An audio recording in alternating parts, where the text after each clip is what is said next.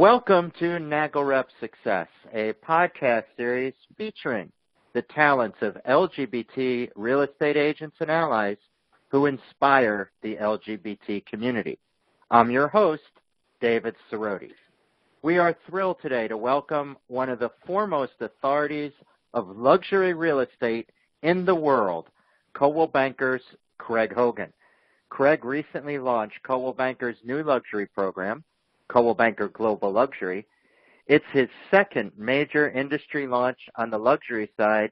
The first was when he was at Keller Williams.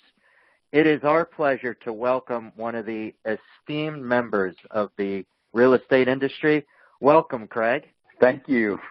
What an introduction. That's a lot. But thank you. It's good to be here. Well, Craig, you have had an absolutely amazing career that started in Texas, but it wasn't exactly the easiest childhood for you, was it?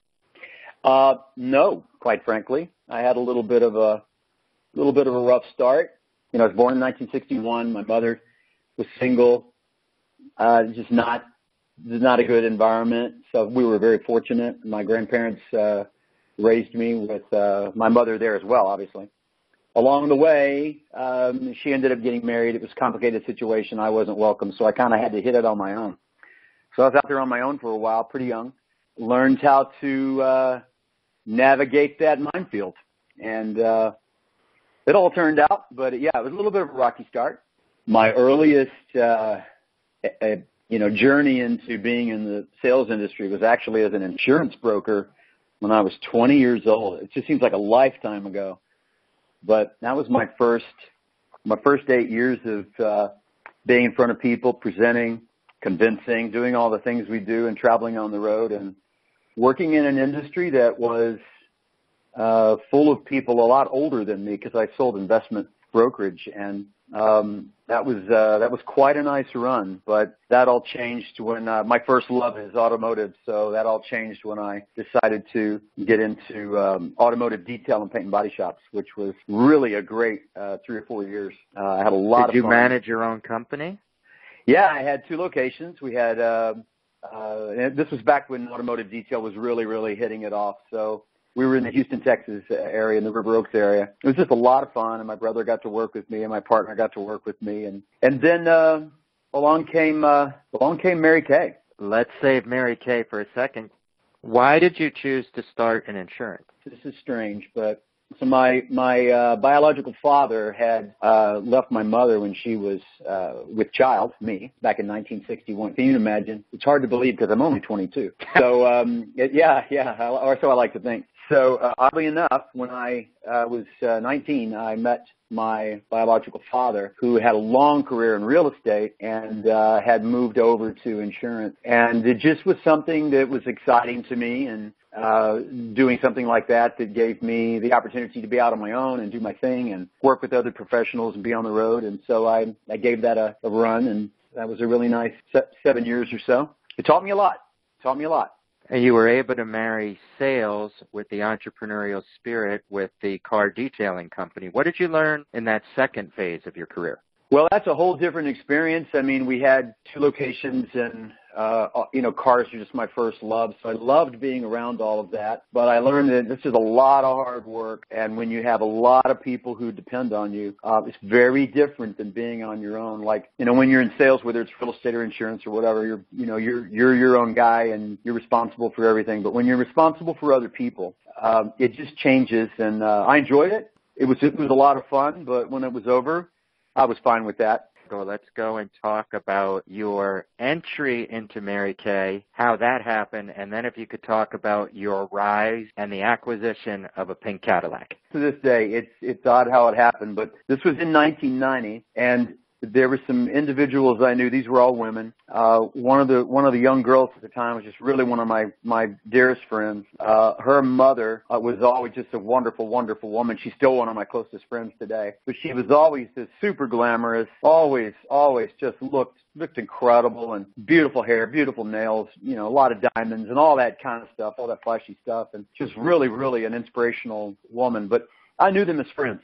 lo and behold, a friend of mine asked me, this was a guy, asked me if I knew anyone at Mary Kay. And he said, you know those people? And I said, well, sure, I do. And he said, would you introduce me? And I said, well, okay. So I did. Well, lo and behold, we spent the day talking about Mary Kay, and we both joined. And there were really no men at the time. Well, I guess there were a few. But so that was in December of 1990. And within 4 months, I won my first car with Mary Kay, which was a Pontiac Grand Am at the time. And then in 1992, totally as luck would have it, man, I won my first pink Cadillac, and it was June of 1992. And I can't even describe what it's like to be handed the keys to a 17-foot-long pink Cadillac in Houston, Texas. You can just imagine.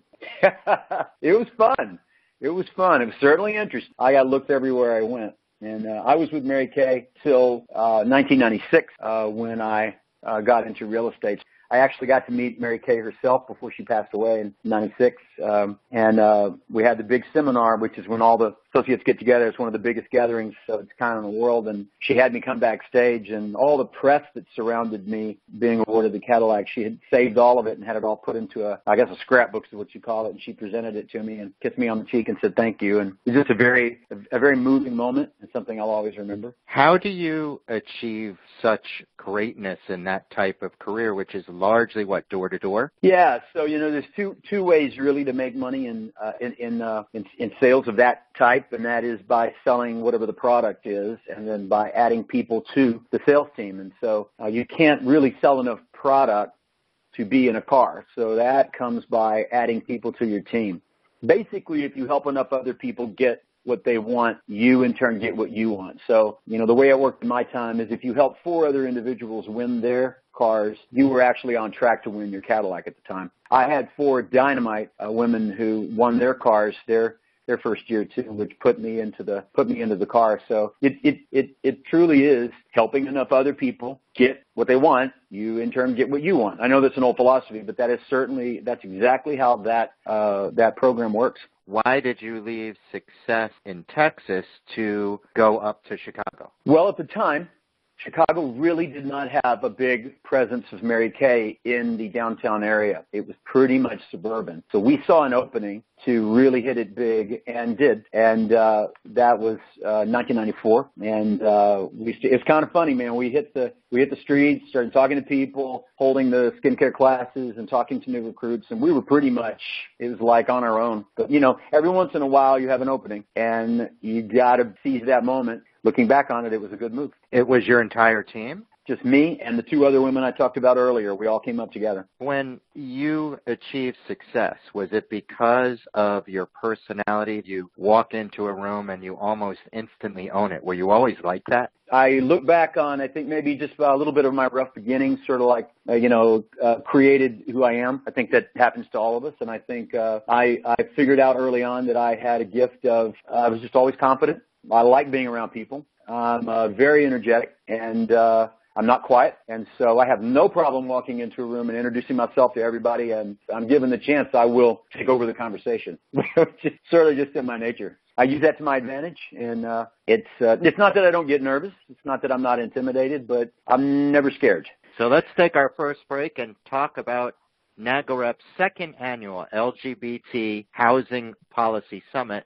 It will be held on April 17th and 18th at the Human Rights Campaign's Equality Center in D.C. This is just another step on NAGLREP's journey to fully eradicate housing discrimination based on sexual orientation and gender identity. Along with industry leaders from the top real estate brands in the nation and the National Association of Realtors, we will learn from leadership at MoveOn.org, AARP Freddie Mac, HRC SAGE, and the Congressional LGBT Equality Caucus.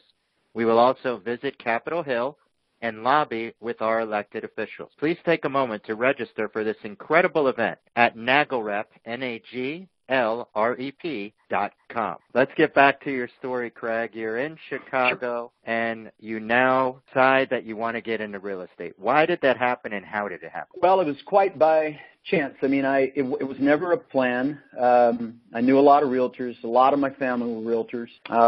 They were always the most manic people, always on the phone and always running around, and everything was, And So that was not attractive. But people kept saying, you should be in real estate. And I was always attracted to real estate. It was always like something I just absolutely loved. But I just really never thought I'd fit into that. But so I went and got my license and really didn't even know a broker. And a friend of mine introduced me to a really small boutique broker, had 5 people in it. And, it was a very, very established boutique, upper end kind of thing. And I got started and it just took off. I mean, it was one of those times where right time, right place, right attitude, and it just took off. And fortunately, people trusted me, even though I was new, and I got the job done. And more and more began to use me. And then I stayed with that firm for about a year, and then I went out on not my own, but I went out with a very small group.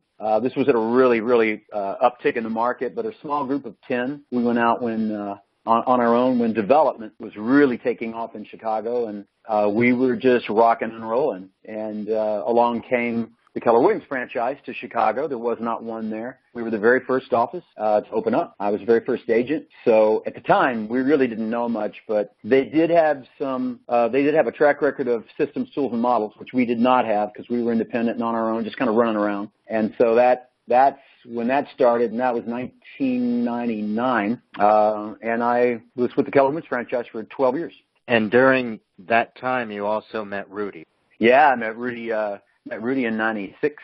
So he watched me do my thing as a realtor, and he came from the market research background, but he really liked it too. We're very, very different people.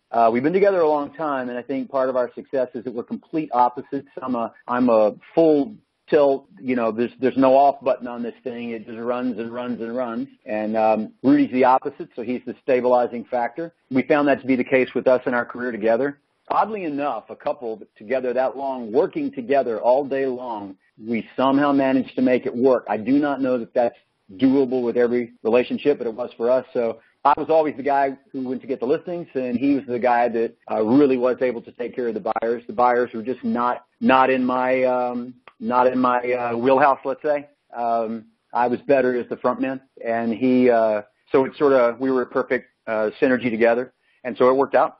How did you end up with Keller Williams? Well, they were opening up in Chicago, so we really didn't know anything about it, but we were approached.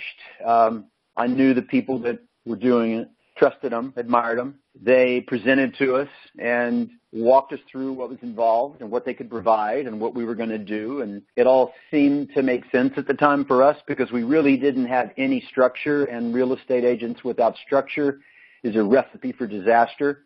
You can't just willy-nilly it. There's got to be a plan. Each time the transaction closes, you're unemployed. And so they offered us what we didn't have, and we had what they wanted, so it was a perfect match, and that worked well. We opened the first office and then eventually had 7 or 8 offices in the Chicago area. How soon after your entry into Keller Williams did you find success in the world of luxury real estate? Actually, for me, it didn't take long. I was very transactional and very much just next listing. I would list anything that came along, because I just didn't know any better. And then I got kind of burned out, and I was really questioning whether I wanted to do it or not. And it's not that we didn't make money. We made a lot of money, but we didn't have a plan. We didn't have a plan to save. We weren't investing. We weren't putting money back into marketing. We were just sort of making a lot of money and spending a lot of money and going out a lot. It's just typical when you're young and not paying attention. So I reluctantly took a buyer client who's still friends of mine today. This was the end of 1999. And I didn't really want to take it because I was kind of burnt out. And they were a referral, and I knew I'd have to pay the referral fee. And back in that day, I always looked at a referral fee as, oh, geez, they want some of my money. I mean, such a bad way to look at it, but I didn't know any better. Lo and behold, they come into town, took them out 2 days, 4 showings. Now, this is 1999, and it was a $1.1 million townhome. So all of a sudden, man, I was just back in love with real estate again. And I knew then that's what I wanted to do. So that's when I started focusing just on the upper bracket part of the market and added someone to my team who I could hand off things that I didn't want to do. And that's when I started down the road of building a team and understanding, what I want to do, I can do. Doesn't mean I don't take the other business, but I move that over. And if you're able to tell the people, this is what we're going to do, this is how we work, they're going to take great care of you. I'm here all the time. People understand that, and it worked out. And we had a great team. We did a lot of volume, and we then started to take off because we had a plan, we had a focus, and I think that's critical. And it just took off from there, and that was when luxury became what I wanted to do. I had no idea my career would take the trajectory that it did, but it just happened like so many other things. What was the difference you saw right away working the luxury market versus the traditional housing? Well, I don't think I'm alone in this, and I don't want to sound, like I'm judgmental or anything, but I found the experience to be better. Certainly the listings were more beautiful. I thought the experience with the people was actually better. I think, the wealthy or the affluent, they can buy what they want to buy. There's no hassle. It's an easier process. When I was selling anything and everything to people who really couldn't afford it, it was a struggle, and it was all that agita that goes along with that. It's exhausting. And so I just found it was a better fit for me, and I connected with them better, and I was able to do half the number of, actually more than that, half the number of units or less, and make more money in less time. And that just was a great fit for me. Not only does it make sense, but it just makes the journey a little better. And then you began crafting what would become Keller Williams Luxury Division. Yeah, I was really fortunate to be part of that group, and let me be real clear. That was a big group.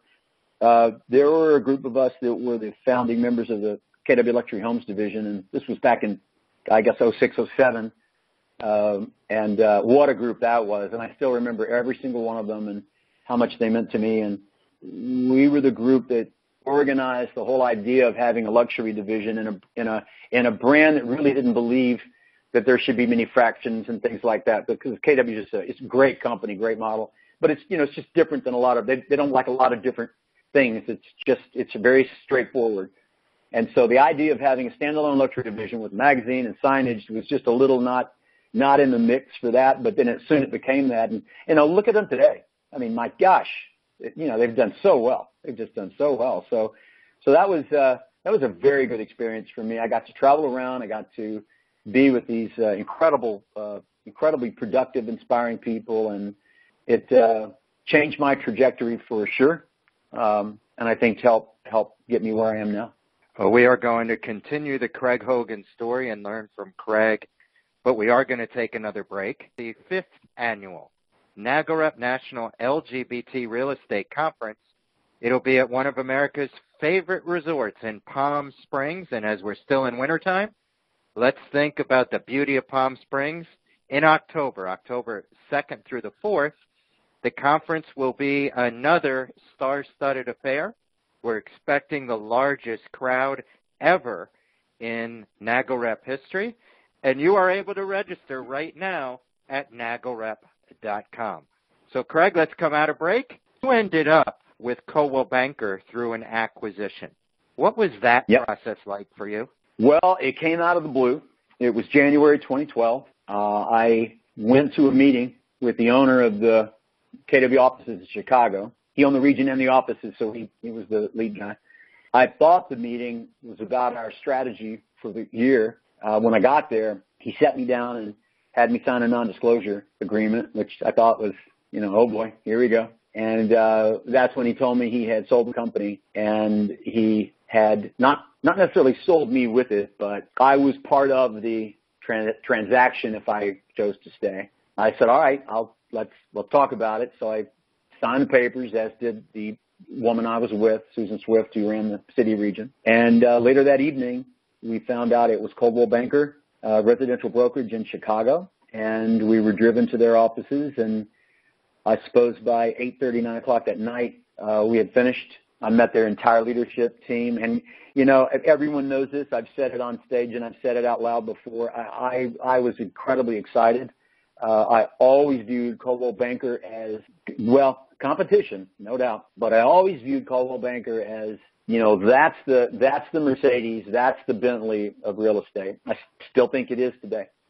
And so I thought this is a good thing, and it was an exciting change. And then the next day, we did the big launch, actually at the Ritz-Carlton Hotel in Chicago. We had all 700 agents in the room, and we announced the transition. And it was a little helter-skelter there for a week, but by and large, it was a very smooth transition. We were all very shocked, but ultimately happy. I mean, if it had gone in a different direction, David, quite honestly, it could have been different. But, if we're going to get sold, we got sold to Coldwell Banker. So it's a good thing. This is a good thing. So that was the beginning for me. And at that point, I was put in the position to oversee the luxury division for the Chicago market, which is always the fifth or sixth largest luxury market in the U.S. So that was my introduction to their luxury division at the time, which quite frankly, many of them will tell you if you ask. I actually knew a lot more about their luxury program than they thought. So I was pretty well versed because there's one thing I will tell you, I know my competition in many cases better than they know their own numbers. So I was fully aware of what they had to offer, what their presence was, what their market share. I knew it all. I kind of jumped into it, and that's how that all started. And then about 3 years ago, you transferred over. You were poached. You were recruited. You were begged to. No. A couple of years ago. This would have been in August 2015. I had the honor of being asked to join the national team to be part of the brand, to oversee the luxury division globally from here in the U.S. I was beyond honored, and fortunately for me, my partner is successful selling luxury real estate in Chicago. So, I'm 56 now. I was a little bit younger then, obviously, and I didn't want to make a move that was not, because you have to pay attention when you're our age. And he said, "Honey, go for it. You've done this for a long time. We've got a great business. I'm stable. We've got a great income."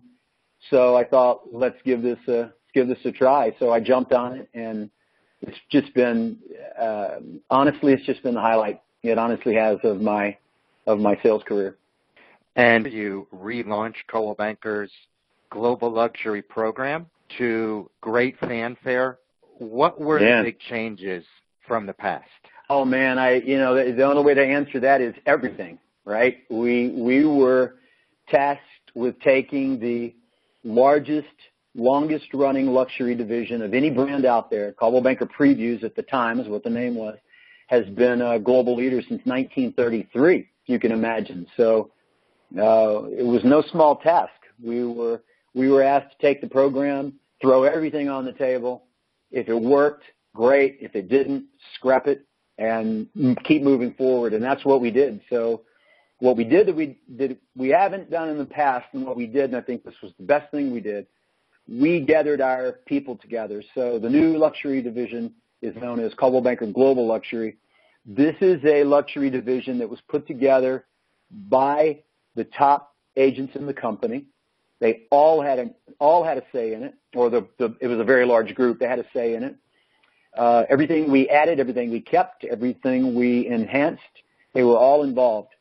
It wasn't something we created in the back room on our own without any input from our people.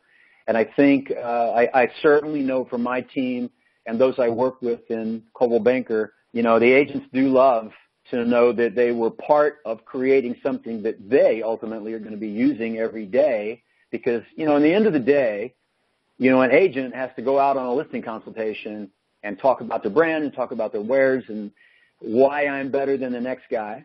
And when we make sure they have everything they need, it's a win-win.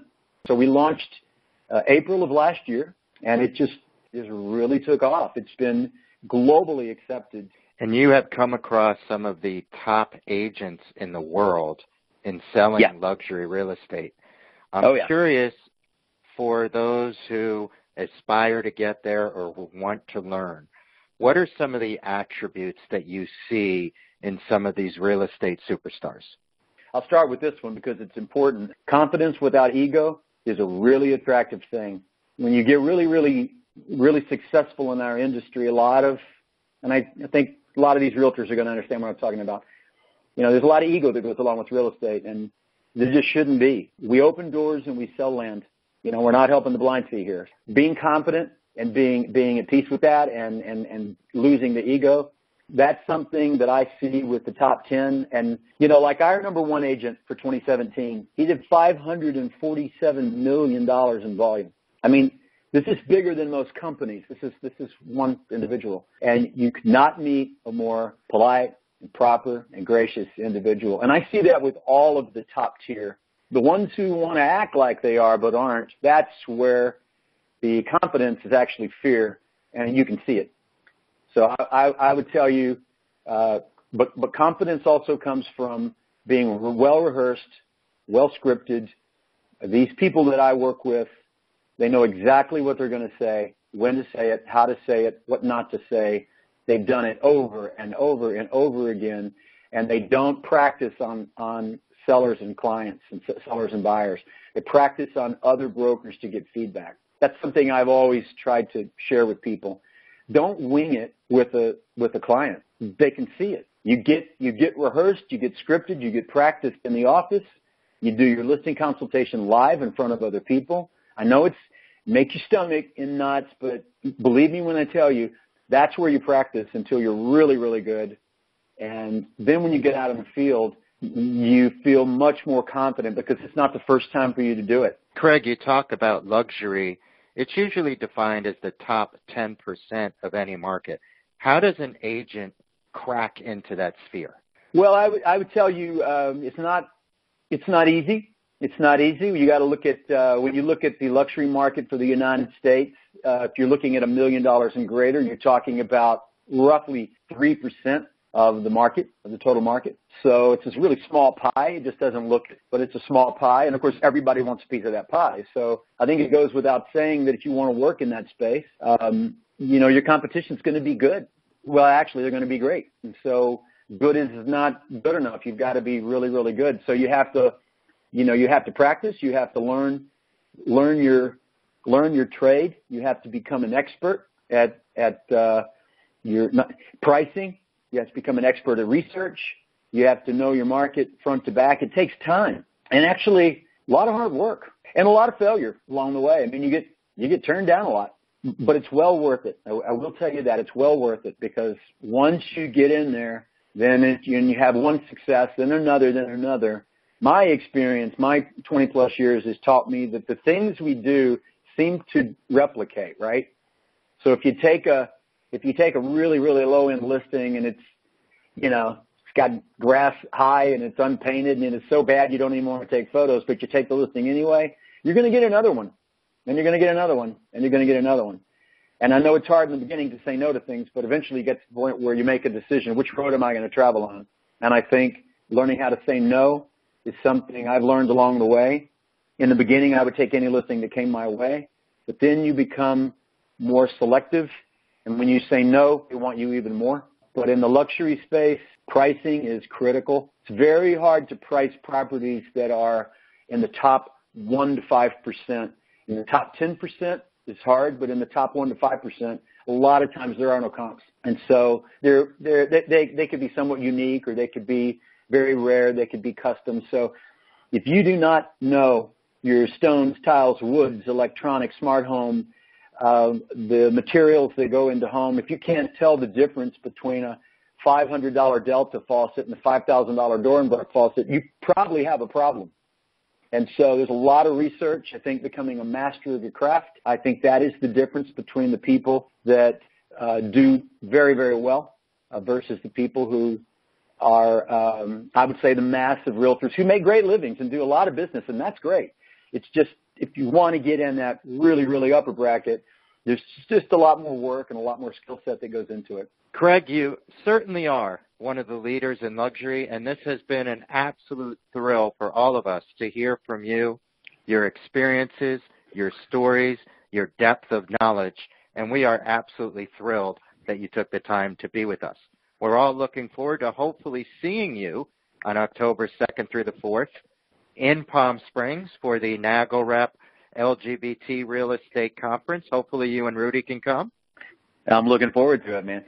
And for NAGLREP Success, until next time, I'm David Cerroti.